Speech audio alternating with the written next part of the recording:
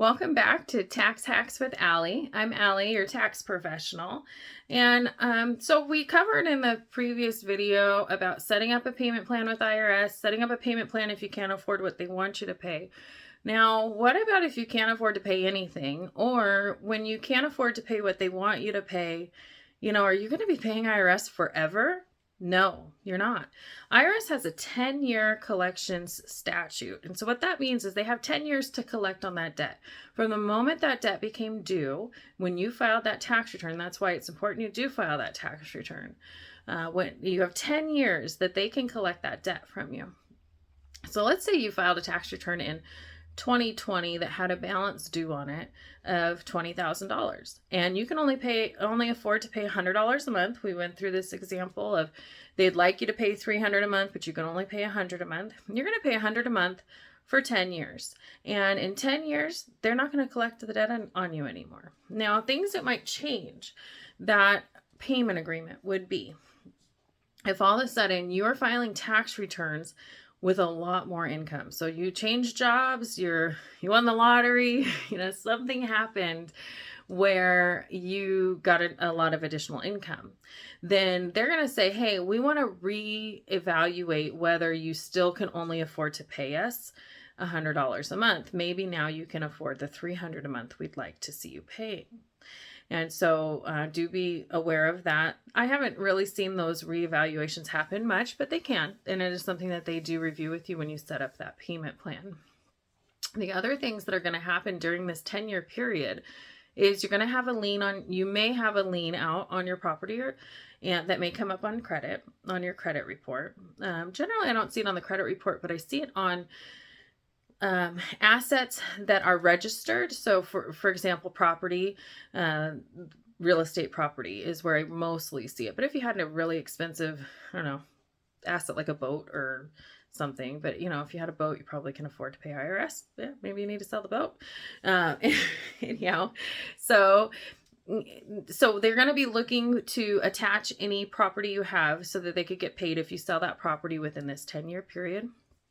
The other thing that's going to happen is if you have tax refunds from IRS during this 10-year period, they're going to take those refunds and apply it towards the debt that is owed to them. So you owe $20,000, you're paying $100 a month, interest and penalty is accruing, and each year you get a $1,000 refund from IRS. You're not going to receive that $1,000 anymore. It's going to go right back to that debt that's owed. So at the end of the 10-year period, you may have $5,000 left.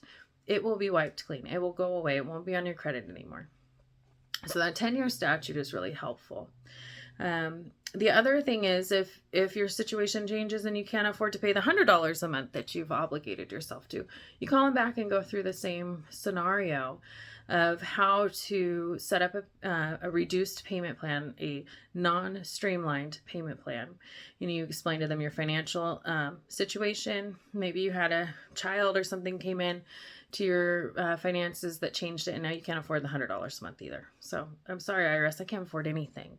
Now, if you find that you're not able to pay anything, or you're really only able to pay a very small amount to IRS each month based on their national standards, you may be a good candidate for an offer in compromise.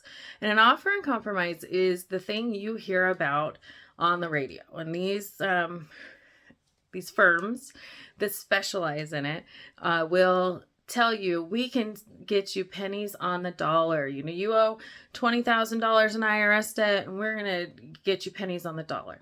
And with that, so once you've identified that you can only pay $5 a month on this $20,000 debt, you can maybe go in as an offer in compromise, and you fill out a form 656 OIC. And the 656 form, it collects your financial data like we talked about in the installment agreement. It demonstrates that you are not able to fully pay the debt and that you don't have assets in order to pay it. And then it asks IRS to accept an offer. Hey, my best offer. You're either going to get $5 a month from me every month for the next 10 years, or I can offer to give you $3,000 next week.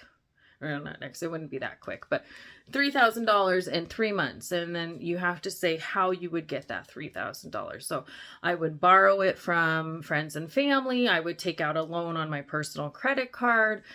I would sell my car. I don't know. So how would you get the money to pay them, and how much are you offering to pay them? And this is where working with one of the specialists, a firm that specializes in this, they can really pinpoint what amount to offer.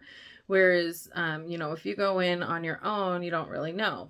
But kind of a method you can work on is, well, I was going to give them $5 a month for 10 years. And so that's maybe about $600 total. $5 a month per year is $60 times 10 years. Yeah, you're going to get $600 from the IRS, and you're going to have to send me letters for 10 years. Or maybe you'd like to accept this $1,000 that I'm offering you.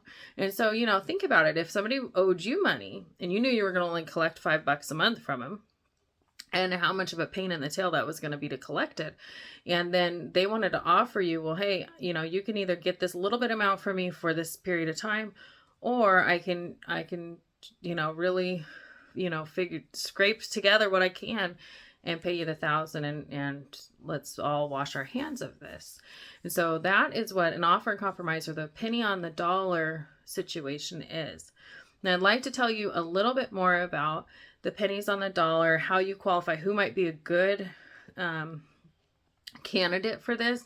But one of the key things is where you would be in that reduced payment plan, where you would be paying them less than that 1/72 of the balance each month. So if you're going to be paying them a reduced payment amount, you may be a good candidate for an offer and compromise.